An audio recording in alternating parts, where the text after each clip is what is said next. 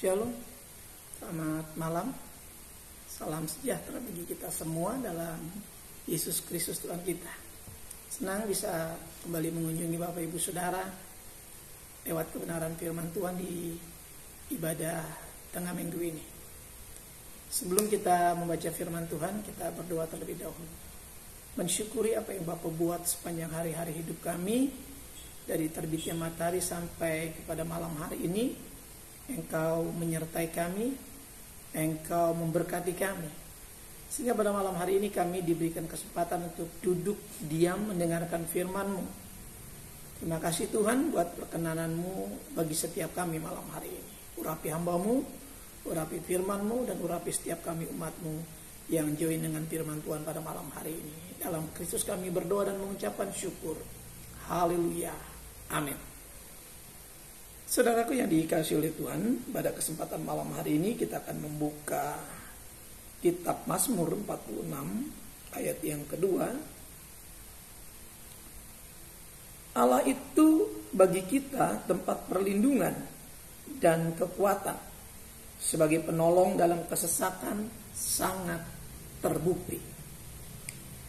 Bapak Ibu Saudara yang dikasihi oleh Tuhan, kekristenan bukan hanya berbicara janji, tapi kekristenan ini berbicara soal pembuktian, bahwa Tuhan sanggup membuktikan, ya, firman-Nya sanggup dinyatakan, karena firman ini berisi janji-janji firman Tuhan. Memang di dalamnya ada banyak peristiwa, juga ada sejarah yang dicatat, ada tokoh-tokoh yang dicatat, kemudian ada nubuatan-nubuatan yang dicatat, banyak hal lagi. Namun inti daripada yang kita bicarakan tentang firman Tuhan adalah janji-janji, di mana Tuhan di dalam penyelamatan melalui Yesus Kristus itu memberikan janji, sehingga pada malam hari ini, ya, untuk membuktikan segala sesuatu yang dikatakan firman Tuhan, setiap orang percaya harus mengalami dan melewati. Seringkali kita berpikir, kenapa ini harus terjadi? Kenapa itu harus menimpa orang percaya? Seringkali kita berpikir dan bertanya. Namun kalau kita mau sadar, ya, secara rohani, bahwa untuk mengalami pembuktian dari janji-janji Tuhan itu memang setiap orang harus mengalami. Ya, seringkali tanpa kita duga-duga, saya dan saudara mengalami sesuatu yang tidak pernah kita duga sebelumnya. Kenapa itu harus terjadi? Namun pada akhirnya kita baru mengerti bahwa di sanalah Tuhan membuktikan janjinya. Nah, di sini ayat ini mengatakan bahwa Allah itu bagi kita tempat perlindungan dan kekuatan, sebagai penolong dalam kesesakan sangat terbukti. Pemazmur, ya, Raja Daud. Memang ada beberapa di dalam kitab Mazmur yang bukan tulisan Daud. Namun Daud menuliskan dalam kitab Mazmur ini yang bertalian dengan kehidupan Daud, bagaimana Daud mengalami persoalan demi persoalan. Bahkan hal yang disebut dengan kesesakan. Dan Daud mengalami perlindungan dan kekuatan Tuhan. Lalu pelajaran apa yang dapat kita ambil sebagai jemaat Tuhan di hari-hari terakhir ini? Tentu kita dan semua kita bukanlah Daud. Namun apa yang terjadi di firman Tuhan ini menjadi pelajaran bagi kita, sehingga kita bisa kemudian mengalami proses pertolongan Tuhan dalam kesesakan itu sama seperti apa yang dialami tokoh-tokoh dalam Alkitab seperti Daud. Nah, pelajaran yang kita ambil pada malam hari ini, ya, saya beri judul kecil, bukti bukan janji. Ya, karena kalau sudah terbukti bukan janji lagi. Ya. Nah, selama itu belum terbukti, memang itu sebagai sebuah janji, bahwa janji Tuhan akan menolong, janji Tuhan akan menyertai. Nah, ini harus menjadi pengalaman yang harus kita lewati. Maka kekristenan adalah sebuah perjalanan kehidupan dengan Tuhan. Ya, jalan dengan Tuhan bukan berarti tanpa persoalan. Justru di dalam persoalan yang kita alami, kita mengerti Tuhan ada. Ya, Tuhan nggak pernah bilang kalau ikut aku kamu nggak ngalamin apa-apa. Ya, tidak seperti itu. Namun Tuhan mengatakan, aku akan menyertai kamu sampai selama-lamanya. Selama kita hidup, selama kita masih ada, ya, sampai ke dalam kekekalan, kita akan mengalami Tuhan, mengalami pembuktian dari janji-janji Tuhan, mengalami pembuktian dari perkataan firman Tuhan. Ya, maka pelajaran yang pertama mengenai bukti yang Tuhan kerjakan ini, yang harus kita alami, yang memang menjadi pengalaman hidup kita. Caranya, yang pertama, jadikan Tuhan sebagai tempat perlindungan. Ya, jadi dikatakan Allah itu bagi kita tempat perlindungan. Kita lihat Yesaya 52. Yesaya 52 ayat yang ke-7, ya. Betapa indahnya kelihatan dari puncak bukit-bukit kedatangan pembawa berita yang mengabarkan berita damai, yang memberitakan kabar baik, yang mengabarkan berita selamat, dan berkata kepada Sion, Allahmu itu Raja. Yesaya menubuatkan tentang kedatangan Raja damai. Nah, orang-orang yang ingin mengalami bukti daripada janji Tuhan itu harus menjadikan Tuhan tempat perlindungan. Perhatikan, tempat perlindungan. Di dalam Yesaya 52 yang ke-7, dia Tuhan itu Raja. Maka ketika Israel meminta Raja dan pada akhirnya Tuhan memberikan, ya, lewat anak Kis yang bernama Saul dari suku Benyamin, itu hati Tuhan sangat terganggu. Karena Tuhan sudah mengatakan bahwa akulah rajamu. Akulah raja. Tapi ketika bangsa Israel meminta raja, Tuhan kasih raja walaupun itu memilukan hati Tuhan. Karena Tuhan sudah memberikan dirinya sebagai raja. Ya. Coba kita bandingkan dalam Yohanes 12. Injil Yohanes 12. Apa yang dinubuatkan Nabi Yesaya. Ayat 15. Injil Yohanes 12 ayat 15. Jangan takut hai putri Sion, lihat rajamu datang, duduk di atas seekor anak keledai. Siapa yang dimaksud Nabi Yesaya? Raja untuk Israel. Sang Mesias, Yesus Kristus. Digenapi. Perhatikan, 750 tahun kemudian digenapi. Lahirlah Sang Mesias, yaitu Yesus Kristus Tuhan. Ketika umur 30 Yesus mulai melayani. Perhatikan, ini menurut adat tradisi Israel. Seseorang baru bisa melayani setelah umur 30. Dan dalam pelayanan Yesus ketika Yesus masuk ke dalam kota Yerusalem, orang menghamparkan daun-daun palem, daun-daun korma, daun-daun, menghamparkan jubah. Ketika Yesus naik keledai. Perhatikan, dia Raja Damai. Dia Raja Shalom. Dia Raja Sukacita. Perhatikan. Nah, orang-orang yang menjadikan Tuhan tempat perlindungan, ya, artinya apa? Orang-orang yang menjadikan dia raja sebagai pelindung. Perhatikan. Bayangin kalau orang yang menjadikan Tuhan Yesus itu rajanya, ya. Waktu itu Nabi Yesaya menubuatkan. Nah, sekarang kita sudah mengalami itu. Yesus menjadi raja dalam hidup kita. Maka dia menjadi tempat perlindungan. Nah, kalau dia menjadi raja, maka saat-saat kesesakan, kita nggak perlu takut sebetulnya. Kita punya raja yang melindungi. Ini dari pandangan rohani kita. Perhatikan ya. Jadi kita jangan sampai salah berpikir. Di bangsa ini kita punya pemimpin namanya presiden. Dalam kehidupan sekuler kita. Namun dalam kehidupan rohani kita, ini harus dipisahkan ya. Dalam kehidupan rohani kita punya raja yang namanya Mesias, Juru Selamat, Yesus Kristus. Dialah yang menjamin kehidupan kita sekalipun kita dalam kesesakan.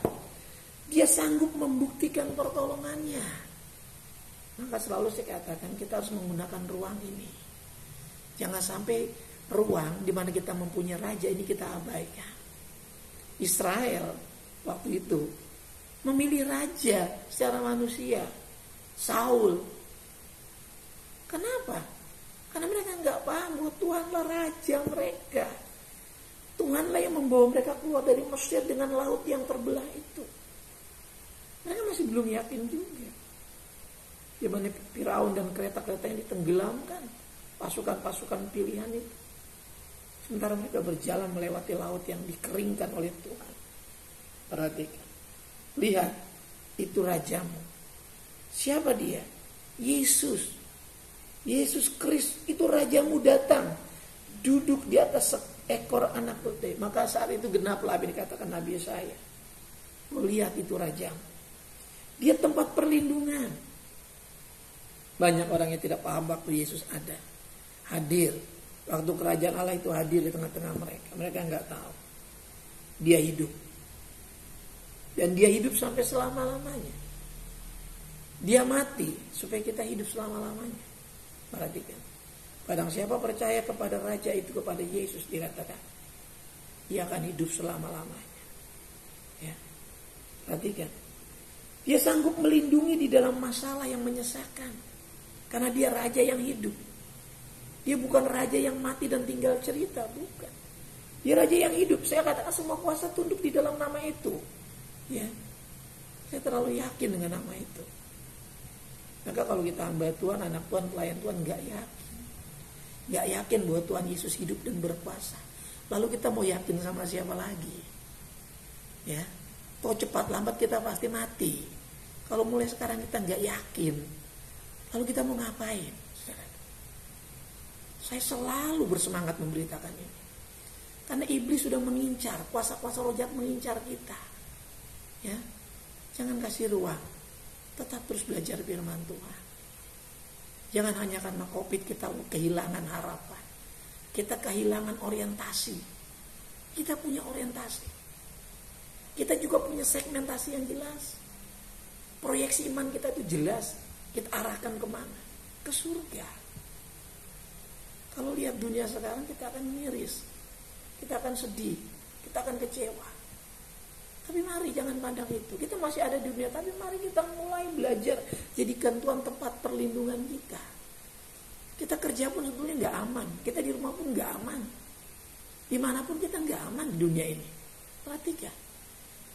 Kita mau bikin tembok setinggi pun nggak aman. Ya, karena tempat perlindungan kita hanya Tuhan. Dia Raja yang hidup. Dia Mesias kita. Ini soal posisi kita. Kalau kita tinggal dalam kerajaan itu, kata firman Allah, kalau kamu tinggal dalam kerajaan yang tidak tergoncangkan, kita tidak tergoncangkan. Walaupun bumi gonjang ganjing. Tapi iman kita tetap tidak tergoncangkan. Karena kita tinggal dalam kerajaan yang dipimpin oleh Tuhan Yesus sebagai pelindung. Raja dan pelindung, perhatikan. Percaya dia sebagai pribadi yang berkuasa. Maka kita akan menjalani aktivitas hidup ini, bekerja, berumah tangga, berusaha, bisnis, kuliah. Kita nggak akan goyah. Walaupun di sana sini banyak berita-berita, banyak pengajaran, banyak statement-statement yang mengatasnamakan firman Tuhan, yang mulai menggoncangkan orang Kristen, mulai nggak setia lagi dengan firman Allah. Ya, saya sedang miris melihat hal ini, saudara. Mari, kita nggak punya waktu banyak sebetulnya. Kita terlalu tergesa-gesa hidup ini, terlalu singkat umur hidup kita. Tapi mari waktu yang ada kita gunakan untuk belajar di bumi ini, meyakini bahwa ada pribadi yang berkuasa melindungi kita, berkuasa menjaga kita, berkuasa memerintah kalau dia Raja, dan menjaga kita 100%, 24 jam yang melindungi kita. Pastikan kita ada di dalam pemerintahan Kristus. Di bumi ini kita punya pemerintah yang melindungi kita. Di bangsa ini ada undang-undang, ada peraturan yang melindungi kita. Ada hukum yang berlaku. Tapi secara iman, secara rohani sebagai orang Kristen, kita punya Tuhan yang berkuasa memerintah rohani kita. Supaya rohani kita ini tidak mengembara kemana-mana, tapi terarah kepada firman Allah. Supaya iman kita tetap kuat sampai Tuhan Yesus datang. Ketika dia datang, ketika dia memanggil kita mungkin pulang ya. Kita tutup usia, kita didapati sedang beriman. Karena ketika dia datang, adakah iman di bumi? Iman tidak melekat di bumi, saudaraku. Iman itu melekat di dalam sanubari kita. Jangan salah berpikir. Iman nggak akan ketinggalan di bumi. Waktu Tuhan datang, iman itu ada di hati kita, ada di batinnya kita, di lubuk sanubari hati kita. Ya, yang kedua. Jadi ini menyangkut posisi kita. Adakah kita tinggal dalam perlindungan Raja yang berkuasa itu? Kenapa? Karena Allah itu bagi kita, Elohim itu Tuhan kita itu tempat perlindungan. Yang kedua, setelah jadikan dia tempat perlindungan, ya untuk mengalami bukti bahwa dalam kesesakan itu dia nyata. Dalam kesesakan sungguh sangat terbukti. Ya, kita nggak cuma dengar janji, kita perlu pembuktian. Ya, kita perlu pembuktian. Kalau kita hidup dalam kebenaran firman Allah, maka segala kuasa tunduk di dalam nama Yesus. Saya selalu katakan untuk melawan iblis itu nggak terlalu sulit. Petrus katakan, tunduklah kepada Allah, lawanlah iblis maka dia akan lari. Baik, kita tahu itu, maka kita perlu jadikan dia Tuhan dan kita tunduk kepada pemerintahan Kristus. Yang kedua, jadikan Tuhan sumber kekuatan. Allah itu bagi kita tempat perlindungan dan kekuatan. Ini berbicara letak kekuatan. Ya, orang-orang yang menjadikan Tuhan Yesus sumber kekuatan. Perhatikan, Elohim itu, Tuhan itu, Kristus itu. Ya, saudaraku, segala kuasa dan kemampuan itu ada di tangan Dia. Perhatikan, segala kuasa dan segala kemampuan itu ada di tangan Dia. Ya, jadi ada di tangan Dia. Kalau kita mau kuat, kita harus tinggal dalam kekuatan Dia. Perhatikan, seringkali dalam keadaan lemah sekalipun, Tuhan masih memperlihatkan kuasanya dalam diri kita. Dalam keadaan tidak berdaya sekalipun, Tuhan masih sanggup menyatakan kekuatannya di dalam diri kita. Mungkin di tengah usia kita yang sudah semakin tua pun, Tuhan masih sanggup menyatakan kuasanya. Karena kuasa itu tidak bisa dibatasi oleh usia. Ya, kuasa daripada Tuhan itu nggak bisa dibatasi oleh usia kita. Ya, perhatikan, kita lihat dalam Yudas di ayat yang ke 25. Di bagian penutup itu. Ya. Ayat 25, Allah yang Esa, ya Elohim itu satu. Juru selamat kita oleh Yesus Kristus Tuhan kita. Bagi Dialah adalah kemuliaan, kebesaran, kekuatan dan kuasa sebelum segala abad, dan sekarang dan sampai selama-lamanya. Amin. Perhatikan, Yesus Kristus ini adalah sumber kekuatan dan kuasa. Perhatikan di sana, kekuatan dan kuasa sebelum segala abad.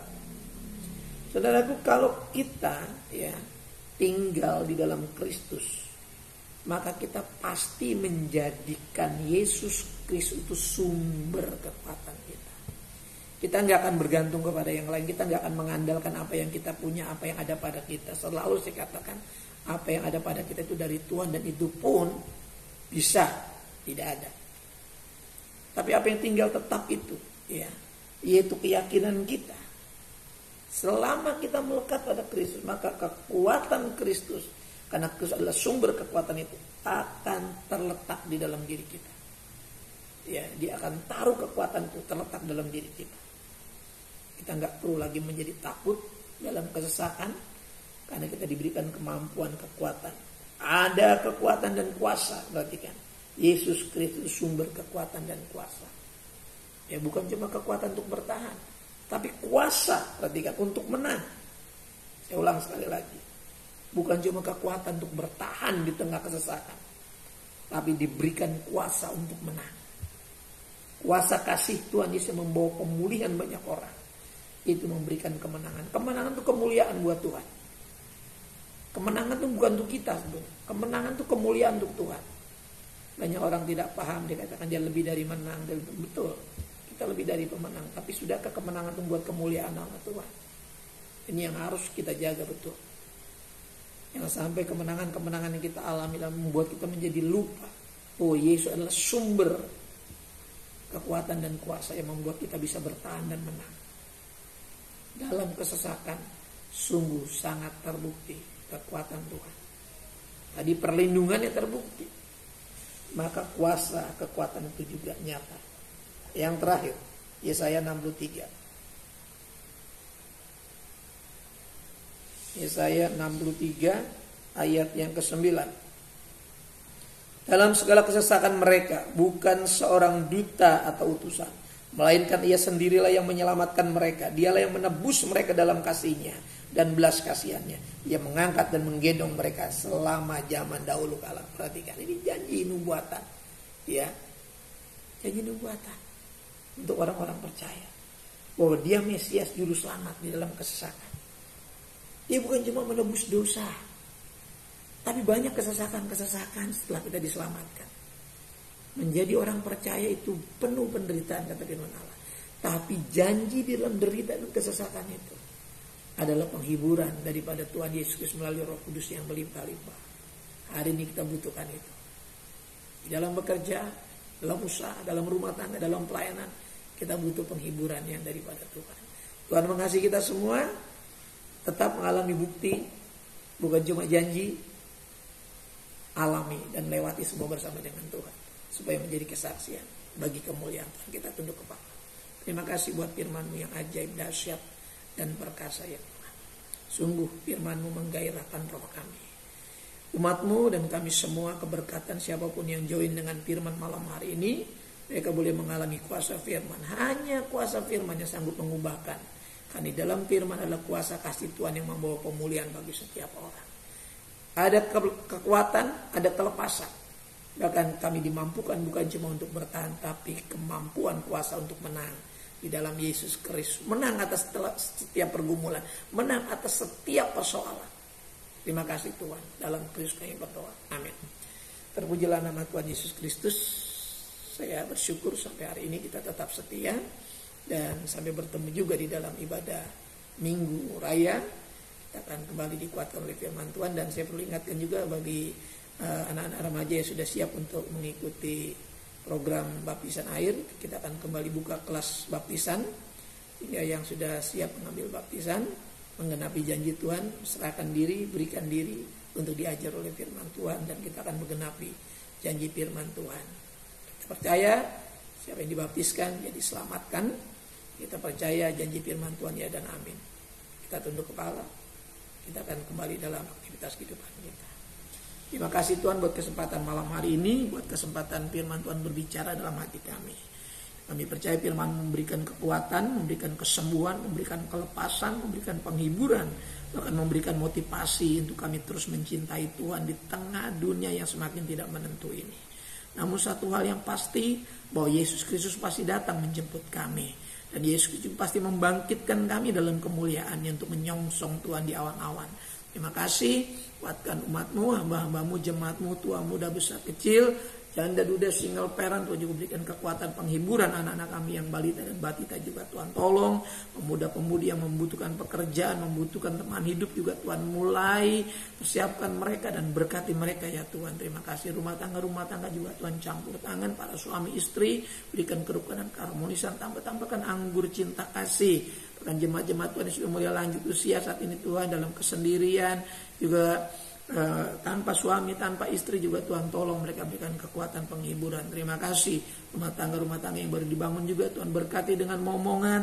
Dan anak-anak kami yang baru dalam usia bayi ini Tuhan juga berikan pertumbuhan yang wajar, sehingga mereka boleh mencapai tingkat pengenalan kelak akan Tuhan, sehingga sempurnalah sukacita setiap kami umat Tuhan, karena umat mencapai tingkat pengenalan yang Kau maksudkan. Terima kasih firman-Mu kiranya terus mendewasakan rohani kami, firman-Mu terus membawa kami, membimbing kami ke dalam kebenaran yang sesungguhnya, yaitu Yesus Kristus yang adalah firman itu sendiri. Mari Tuhan lengkapi kami dengan kuat kuasa-Mu, sehingga kami semakin lagi mencintai Tuhan di hari terakhir ini. Tuhan menyerahkan gereja ini, program-program gereja ini, organisasi kami, program-program organisasi kami serahkan ke dalam tangan Tuhan.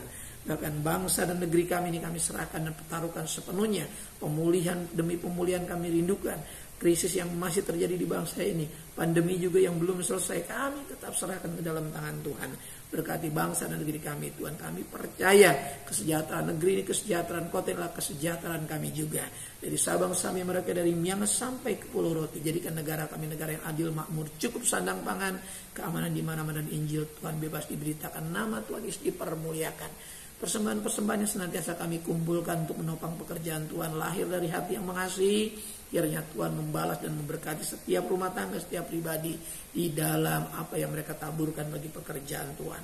Sebentar kami akan masuk dalam aktivitas kehidupan kami, anak-anak yang belum kembali ke rumah Tuhan, sertai kumpulkan bahwa kami untuk melewati malam hari ini. Sertai kami dan berkati kami Tuhan dengan umur yang diperpanjang, dengan berkat-berkat yang sudah diperbaharui. Terpujilah Engkau Tuhan kekal selama-lamanya. Sidang jemaat ibadah pertengahan minggu yang sangat dikasih oleh Tuhan. Buka kedua belah telapak tanganmu, arahkan hatimu kepada berkat Tuhan. Turunlah kiranya anugerah damai sejahtera dari Bapa kita yang di sorga, kasih sayang kecintaan dari pengantar yang hidup Tuhan Yesus Kristus, persekutuan keintiman Roh Kudusnya menyertai saya, menyertai saudaraku sekalian yang mulai malam hari ini sampai fajar Maranatha, Tuhan menjemput kita di awan-awan yang permai. Dalam berkat nama Tuhan Yesus Kristus, kita yang menerima berkat Tuhan sama-sama katakan amin. Tuhan memberkati kita. Selamat malam. Shalom.